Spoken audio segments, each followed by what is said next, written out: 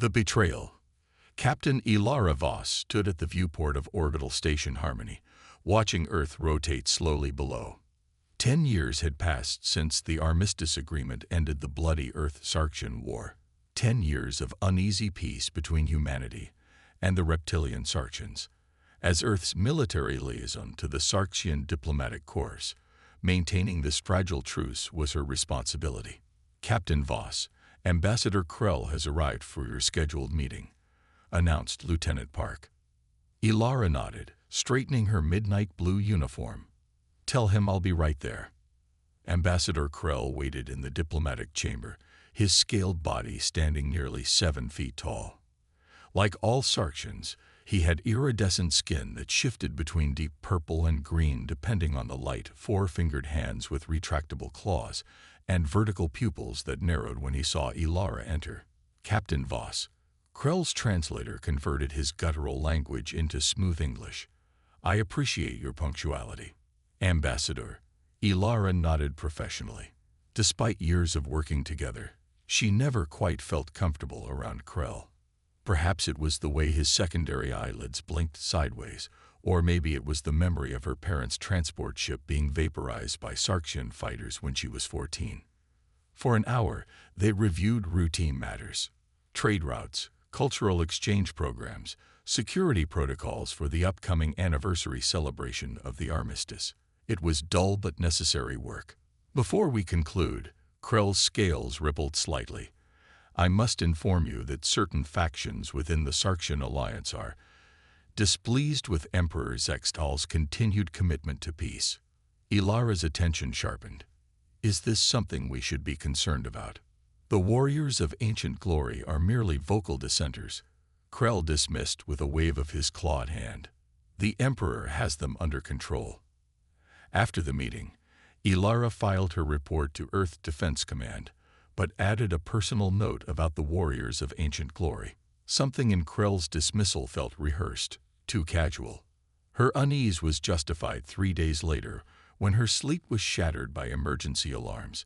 Racing to the command center in her nightclothes, Ilara found chaos. Nova Prime Colony is under attack. Admiral Chen's hologram flickered in the center of the room. Multiple Sarxian battlecruisers emerged from jump points and opened fire without warning. We've lost contact with the main settlement dome. Ilara felt her blood run cold. Nova Prime was home to 14 million colonists.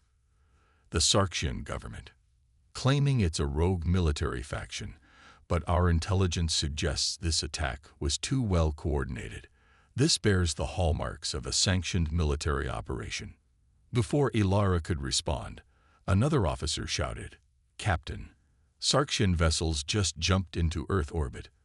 They're targeting Harmony Station. Through the viewport, Ilara watched as sleek, predatory Sarxian warships materialized against the blackness of space. Their distinctive crescent-shaped hulls gleamed under Earth's reflected light. Battle stations, all personnel to emergency evacuation points. Ilara commanded, her training taking over as the first energy lances struck the station. The diplomatic wing where Ambassador Krell's quarters were located was hit first, not by accident, Ilara realized. The Sarxians were eliminating witnesses to their betrayal. As the station shuddered under continued bombardment, Ilara led a team to secure the diplomatic archives. If they could preserve evidence of Sarxian discussions and plans, it might prove critical for what was to come. Download everything and get to the escape pods, she ordered her team as they reached the central data core. The station's emergency lighting bathed everything in pulsing red. Captain, Lieutenant Park called from a security terminal. I've accessed Ambassador Krell's private communications. You need to see this. On the screen were coded transmissions between Krell and what appeared to be military commanders. Ilara's rudimentary knowledge of Sarxian script was enough to recognize coordinates for human colonies and the words First Strike Initiative. He knew, Ilara whispered. Download that separately and encrypt it with my personal codes.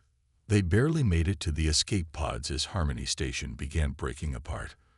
From the small viewport of their descending pod, Ilara watched the massive structure, once a symbol of interspecies cooperation, fragment into burning debris. Earth's orbital defense platforms had awakened from their decade-long slumber, returning fire against the Sarxian vessels. Space bloomed with silent explosions as humanity fought back. 72 hours later, in the underground war room of Earth Defense Command, Alara presented her evidence to the assembled military leadership and the President of the United Earth Government. Ambassador Krell was directly involved in planning these attacks. She concluded, her voice steady despite having barely slept since the assault began. The communications we recovered prove this wasn't a rogue faction, but a coordinated first strike authorized by Emperor Zexthal himself. Reports continue to stream in. 7 colonies attacked simultaneously, millions dead or missing. Nova Prime had been utterly destroyed, its atmospheric domes shattered, exposing settlers to the toxic atmosphere. The casualties were catastrophic. President Alessandra Martinez stood, her face carved with grief and determination. The Sarxians have destroyed our trust and taken innocent lives. They believe this surprise attack will cripple us, force our surrender. She looked around the room at humanity's military leadership. They are mistaken. Madam President, General Takahashi interjected, we should discuss the Phoenix Protocol. Alara frowned. In her position, she had high security clearance, but she'd never heard of any Phoenix Protocol. President Martinez nodded slowly. Captain Voss, you've proven your dedication to humanity. What I'm about to share is classified beyond your current clearance, but circumstances demand your inclusion. A holographic display activated, showing schematics for weapon systems unlike anything Alara had ever seen. After the First War, Martinez explained, we publicly dismantled our most advanced weapons as part of the armistice. Privately, we continued development through Project Phoenix, preparing for the possibility that the Sarxians might one day betray the peace. The schematics revealed weaponry that seemed almost impossible: gravity manipulation devices, experimental quantum disruptors, advanced AI battle systems designed to counter specific Sarxian technologies. We never wanted to use these, the President continued, but the Sarxians have forced our hand. They destroyed the Truce. Now they will face humanity's wrath. Alara studied the technology with a mixture of awe and vindication. How soon can these be deployed? The first Phoenix-equipped vessels are already being activated, General Takahashi answered. Within 2 weeks, we can have a full battle group ready. President Martinez's expression hardened. The Sarxians believe they know humanity's capabilities. They believe we've grown soft during peacetime. They're about to discover how gravely they've miscalculated. As the meeting adjourned, Alara was assigned to command the first Phoenix Strike Force. Outside the war room, survivors from Nova Prime were being processed in temporary shelters. Children who would never see their parents again. Families torn apart by Sarxian treachery. Alara stopped to comfort a young girl, no more than 10, clutching a tattered stuffed animal. The child's eyes were vacant with shock. We're going to make this right, Alara promised softly. The girl looked up at her. They said the monsters came without warning. They won't get another chance, Alara replied, her resolve hardening. The Sarxians had calculated that their surprise attack would break humanity's spirit. Instead, it had unified Earth's nations and colonies like never before. As she left to begin preparations for her new command, Alara received one final report. Ambassador Krell's escape vessel had been intercepted trying to rendezvous with a Sarxian cruiser. The ambassador was now in custody. Humanity's counterattack was about to begin, and the Sarxians were about to learn a painful lesson. Some species should never be backed into a corner. The response. Dr. Marcus Chen had not seen daylight in 36 days. Deep within the subterranean research facility beneath the Himalayan mountains, time lost all meaning. Only progress mattered now. Try the calibration sequence again, he instructed his team, rubbing bloodshot eyes. The holographic display showed a simulation of the Phoenix graviton lance striking a Sarxian battle cruiser. The ship's quantum-layered shields, previously impenetrable to human weapons, collapsed under the precisely modulated attack. Structural integrity failure in 3.2 seconds, reported Dr. Sharma, his chief assistant. That's our best result yet. Marcus nodded, allowing himself a small moment of satisfaction. 6 years of his life had gone into developing the quantum resonance technology that powered Phoenix weapons. 6 years of theoretical physics pushed to its limits, all while pretending to work on civilian energy projects whenever Sarkian inspectors visited under the terms of the armistice. A door hissed open behind them. Captain Ilara Voss entered, her uniform now bearing the insignia of the newly formed Phoenix fleet. "Dr. Chen," she greeted him, "I need to know if your systems are ready for field deployment. Not simulations, real combat." Marcus gestured to the simulation still running. "The graviton lances are operational. The quantum disruptors are at 89% efficiency. Not ideal, but better than anything we had in the last war. And the Chimera Eye." Marcus hesitated. "It's complicated. The system can predict Sarkian battle tactics and counter them faster than human reflexes allow, but it's still developing. We've been feeding it all available data from the recent attacks." Ilara studied the technical readouts. "Will it give us an edge?" "A significant one," Marcus confirmed. "The Sarkians rely heavily on their hive mind battle coordination. Chimera can identify patterns within their tactical network and exploit them." "Good," Ilara said grimly, "because we're moving up the timetable. The first Phoenix ships deploy in 72 hours. Marcus nearly choked. "Captain, we need at least another week of testing." "We don't have a week. The Sarkians have seized the Proxima Centauri mining outposts and are pushing toward Alpha Centauri. If they take those colonies, they'll control our primary fuel production." Her eyes held his. "Billions of lives, Doctor. That's what we're racing to save." The truth hung heavy between them. This wasn't just about winning a war anymore. It was about the survival of humanity as a spacefaring species. "I understand." Marcus nodded. "We'll have the systems ready." After Ilara left, Marcus called his team together. "No more shifts. No more breaks. We work until deployment." 70 hours later, Marcus stood in the launch bay of the EDF Nemesis, humanity's first Phoenix-class battleship. Unlike the utilitarian vessels of the previous war, Nemesis was sleek, black, and predatory. Its hull absorbed rather than reflected light, making it appear like a void cut into space itself. Captain Voss approached, now fully outfitted in her commander's regalia. "Dr. Chen, walk with me." As they toured the ship's systems, Marcus was impressed by how seamlessly his technologies had been integrated. Theoretical science had become weapons of war with frightening efficiency. "Your quarters are next to the primary AI core," Ilara explained. "We need you on board for the first deployment in case adjustments are needed." Marcus stopped walking. "Captain, I'm a scientist, not a soldier. I haven't been cleared for combat operations." "You are now," she handed him military credentials, "Special Scientific Advisor with Field Commission. The Chimera Eye responds to you better than anyone else. We need you, Marcus." The use of his first name wasn't lost on him. This wasn't just professional, it was personal for everyone now. The Nemesis and its 3 sister ships departed Earth orbit within hours, jumping to the Barnard star system, where Sarkian forces had established a forward operating base. Intelligence suggested they weren't expecting a human counterattack so soon. In the Nemesis command center, Marcus watched the final preparations with a mixture of pride and terror. His life's work was about to be tested in the crucible of combat. "All Phoenix systems online," reported Lieutenant Commander Rodriguez, the ship's tactical officer. "Graviton lances at full charge.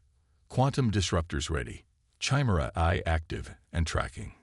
Captain Voss sat in the command chair, her posture rigidly perfect. "Communications, signal the fleet. Execute jump sequence on my mark." She glanced at Marcus once. 3, 2, 1, mark. Reality twisted around them as the Nemesis and its battle group entered the quantum slip space that allowed faster-than-light travel. Moments later, they emerged directly behind Barnard's star, using the stellar mass to mask their signatures. Targets acquired, Rodriguez announced. 7 Sarxian cruisers, 3 support vessels, and a command carrier. They don't see us, Ilara observed, watching the tactical display. The Sarxian vessels continued their standard patrol patterns, oblivious to the human fleet hiding in the star's corona. Weapons status. Phoenix systems compensating for solar interference. Graviton lances locked on primary targets. Ilara's voice was ice. Fire. From the Nemesis and its sister ships erupted beams of distorted spacetime, not energy weapons or projectiles, but concentrated gravitational anomalies that crossed the distance to the Sarxian vessels in milliseconds. On the tactical display, Marcus watched as his creations struck the enemy ships. The Sarxian shields, which had proven so effective against conventional weapons, offered no resistance to the gravitational distortions. Hull plating crumpled inward, as if being crushed by invisible hands. Direct hits on all primary targets, Rodriguez reported, unable to keep the astonishment from his voice. Sarxian shields completely ineffective. The surviving Sarxian vessels frantically attempted to regroup, their communication chatter a chaotic mess as interpreted by Chimera I. They don't understand what's happening, Marcus observed, watching the AI's translation feed. They think it's some kind of natural phenomenon. Ilara nodded grimly. Let's reinforce that confusion. Launch phantom drones. Dozens of small autonomous craft deployed from the Phoenix ships, each emitting quantum noise designed to confuse Sarxian sensors. To the enemy, it would appear as if reality itself was fracturing around them. Second volley. Target their command carrier, Ilara ordered. The graviton lances fired again, this time converging on the largest Sarxian vessel. Its ornate hull, decorated with the insignia of Emperor Zexthal himself, buckled under the gravitational assault. Secondary explosions rippled along its length as internal systems catastrophically failed. Within 20 minutes, the battle, if it could even be called that, was over. The entire Sarxian battle group had been neutralized with 0 human casualties. As the Nemesis moved to secure the system, a priority message arrived from Earth Defense Command. Marcus watched Ilara's expression darken as she read it. We've decoded more of Ambassador Krell's communications, she announced to the bridge crew. The attack on humanity wasn't just sanctioned by Emperor Zexthal, it was his plan from the beginning. The peace was always a deception. Marcus felt a chill. The armistice was a lie. A strategic pause, Ilara clarified bitterly. They needed time to rebuild their fleets after the last war.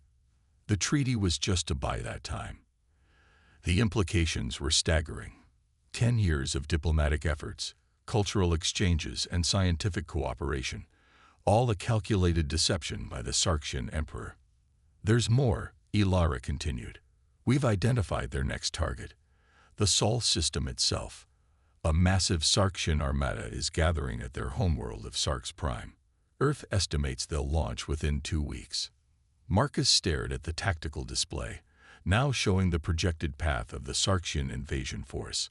Our victory here was significant, but we only have 4 Phoenix-equipped ships. We can't stop an armada. For the first time since he'd met her, Captain Voss smiled, a predator's smile that never reached her eyes. That's why we're not going to wait for them to come to us, Doctor. Phoenix Phase 2 has been authorized. She turned to her communications officer. Send word to Earth. The Nemesis battle group is proceeding to rendezvous coordinates for Operation Thunderstrike. Marcus felt his pulse quicken. What's Operation Thunderstrike? The end of the Sarxian Empire, Ilara replied simply. And you're going to help us deliver it. Back on Earth, a new class of Phoenix weapons was being rapidly manufactured for deployment across the human fleet. Factories that had produced civilian goods for a decade were converted overnight to war production. Humanity, pushed to the brink of extinction, was unleashing its full industrial and technological might. The Sarxians had calculated that their surprise attack would cripple humanity's ability to respond effectively. They had not accounted for human preparation, determination, or capacity for righteous fury. As the Nemesis jumped toward the rendezvous point, Marcus found himself staring at the stars. Somewhere out there, the Sarxian Emperor believed victory was inevitable. He was about to learn how wrong he was. The Reckoning. The space above Sarx Prime shimmered with the distinctive iridescent hulls of Sarxian warships. Nearly 300 vessels formed concentric defensive rings around the homeworld, their weapons primed and sensors sweeping for any sign of human counterattack. Emperor Zexthal had recalled the majority of his fleet to participate in what he called the final purge of humanity. Beyond the farthest moon of the Sarxian system, in the shadow of a massive ice field, materialized the largest battle fleet humanity had ever assembled. 97 ships, from massive carriers to agile destroyers, all retrofitted with Phoenix technology in the 2 frantic weeks since the first successful deployment of the Graviton Lances. On the bridge of the flagship EDF Retribution, Admiral Helena Way addressed the fleet commanders via holographic projection. "This will be the largest coordinated military action in human history," she stated, her voice calm but resolute. "The Sarxians have detected some of our scout drones, but believe this is merely a reconnaissance mission. They do not expect a direct assault on their homeworld." Captain Ilara Voss, her nemesis now serving as the vanguard of the Alpha Strike Group, studied the tactical display. "The Sarxians have positioned their quantum communication hubs here, and here." She highlighted several orbital structures. "If we can neutralize those first, their hive mind battle coordination will be disrupted." "Agreed." Admiral Wee nodded. "Captain Voss, your strike group will target the communication infrastructure. Beta and Gamma groups will engage their orbital defenses. Delta will provide screening against counterattacks." Dr. Marcus Chen, now fully integrated into the tactical planning team, pointed to an anomalous reading near the planet's equator. "Our long-range scans detected unusual energy signatures from this facility. It matches theoretical models for a quantum annihilation device." The room fell silent. Such a weapon could potentially destroy an entire planet. "That confirms our intelligence from Ambassador Krell's interrogation," Admiral Way said grimly. "The Sarxians were developing a planet killer intended for Earth. This makes our mission even more critical." The final assault plan was distributed throughout the fleet. Each ship received precise targeting information, jump coordinates, and contingency protocols. The attack would commence in 6 hours, giving crews time for final preparations. In his temporary quarters aboard the Retribution, Marcus made last-minute adjustments to the Chimera Eye. The system had been learning from each engagement, refining its predictive algorithms for Sarxian response patterns. A chime announced a visitor. Captain Voss entered, now wearing the ceremonial battle armor of a Phoenix fleet commander. "How are the final calibrations?" she asked, though Marcus suspected she hadn't come merely to check on the eye. "Optimal," he replied. "Chimera has integrated the data from all previous engagements. It's projecting a 78% success probability for the operation." Ilara nodded, then hesitated before speaking again. "When this began, I wanted vengeance for what the Sarxians did, for the lives they took." She looked directly at him. "But this isn't just about revenge anymore, is it?" Marcus understood. "It's about survival. Theirs or ours. The quantum annihilation device confirms what we suspected. They'd never intended coexistence." Her voice hardened. "After today, the galaxy will understand that betraying humanity comes at an unacceptable cost." As she turned to leave, Marcus spoke again. "Captain, Ilara, be careful out there." She paused at the doorway. "When this is over, perhaps we could continue our discussions about quantum resonance theory. Over dinner somewhere with actual sunlight." Despite the gravity of what lay ahead, Marcus smiled. "I'd like that." 3 hours later, the human fleet activated their jump drives simultaneously. The coordinated quantum displacement created a cascading effect that temporarily blinded Sarxian long-range sensors, a phenomenon theorized by Marcus and weaponized by military engineers. The Sarxian defense fleet had barely registered the incoming threat when the first graviton lances struck their communication hubs. The structures imploded, their quantum cores creating spectacular eruptions of energy as they collapsed. Aboard the command carrier Sarxian Glory, Emperor Zexthal received frantic reports of simultaneous attacks across his defensive perimeter. "Impossible," he hissed, secondary eyelids flicking rapidly in distress. "The humans cannot have amassed such a force so quickly." Their industrial capacity was assessed and calculated. "My Emperor," his chief military advisor stammered, "they are using weapons we have never encountered. Our shields offer no protection." On the tactical display, Zexthal watched as dozens of his warships crumpled under gravitational stresses that defied conventional physics. Others were being systematically disabled by weapons that seemed to disrupt the very quantum field that powered Sarxian technology. "Launch all reserves," the Emperor commanded. "Activate the annihilator. If we cannot defeat them, we will ensure they have no home to return to." Across the battlefield, the Chimera AI detected the power surge from the equatorial facility. It immediately prioritized this as a critical threat and relayed targeting information to the nearest Phoenix vessels. Captain Voss, having just disabled a Sarxian dreadnought, received the alert. "Nemesis, adjust course. Target the ground installation.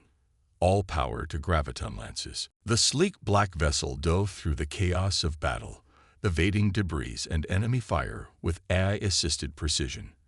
As they approached the facility, Marcus remotely fine-tuned the graviton lance configuration for planetary attack parameters.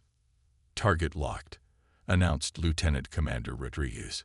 Graviton lances at 130% capacity, redlining the system. Ilara gripped her command chair. "Fire." The concentrated gravitational distortion struck the facility with such force that it created a visible depression in the planet's crust.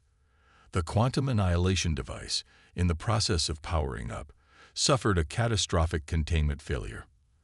The resulting explosion sent a shockwave across the continent, but the planetary destruction the Sarxians had intended for Earth was averted.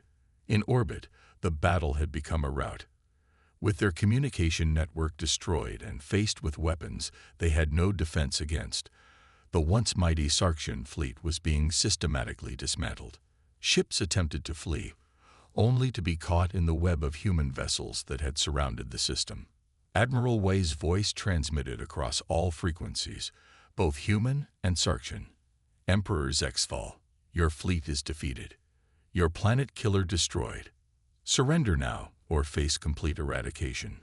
For several tense minutes, there was no response. Then, a transmission from the Sarxian Glory. "This is Emperor Zexthal. I'd request terms for cessation of hostilities." Within hours, the Sarxian Emperor was escorted to the Retribution under heavy guard. The reptilian leader, his scales dulled from stress, seemed diminished as he was brought before Admiral Wei, Captain Voss, and the assembled human leadership. "You have violated the sacred trust of peace," Admiral Wei stated formally. "You launched unprovoked attacks on civilian targets. You planned the genocide of our species." Zexthal's translator conveyed his response. "We believed it necessary for the survival of Sarxian dominance. Your technology was advancing too rapidly. Our cultural purity was at risk." And now, Ilara stepped forward, her eyes cold. "Now we understand that we miscalculated." The Emperor's admission seemed physically painful to him. "The warriors of ancient glory convinced me that humans were technologically inferior, despite appearances, that you had reached your developmental limit." Dr. Chen couldn't remain silent. "That was your fundamental error. Humanity doesn't have limits. We adapt, we innovate, we overcome." The terms of surrender were non-negotiable: complete disarmament of all Sarxian military forces, dismantling of their fleet, human oversight of all technological development, and reparations for the colonies destroyed in their initial attack. As a final condition, Emperor Zexthal would publicly acknowledge his deception and the true nature of the armistice to both species. 3 months later, Captain Ilara Voss stood on a newly constructed platform in the heart of New Geneva. Behind her, representatives from every human colony and Earth nation watched as Emperor Zextal signed the submission accords. The ceremony was broadcast throughout human space and on Sarx Prime. A new era had begun, one where humanity's position in the galactic order was unquestioned. That evening, as celebrations continued across Earth, Ilara met Marcus at a quiet restaurant overlooking Lake Geneva. True to his request, it had actual sunlight streaming through its windows. "So, what happens now?" Marcus asked, finally free of the underground labs and worship interiors that had been his home for so long. Ilara looked out at the peaceful waters reflecting the sunset. "Now we rebuild. The Phoenix technologies have military applications, yes, but they could revolutionize civilian infrastructure too. Graviton manipulation could transform construction, energy production, even medicine. Under human control," Marcus noted. "Precisely." Her expression grew serious. "The Sarxians destroyed our trust, but in doing so, they unleashed something they never expected: humanity's full potential." As twilight settled over the lake, news feeds reported that human exploration vessels were already pushing beyond previously charted space, discovering new resources and potentially habitable worlds. Phoenix technology had transformed not just warfare, but humanity's reach among the stars. The Sarxians had calculated that their surprise attack would break humanity. Instead, it had catalyzed a transformation. The species they had dismissed as technologically limited now stood as the dominant force in known space. They had destroyed the Truce, and in doing so, they had created a human civilization more powerful than anyone could have imagined. A civilization whose wrath had proven unstoppable, and whose potential now seemed limitless. As Marcus raised his glass to Ilara, a simple truth hung between them. Sometimes, the most dangerous mistake an enemy can make is underestimating humanity's response when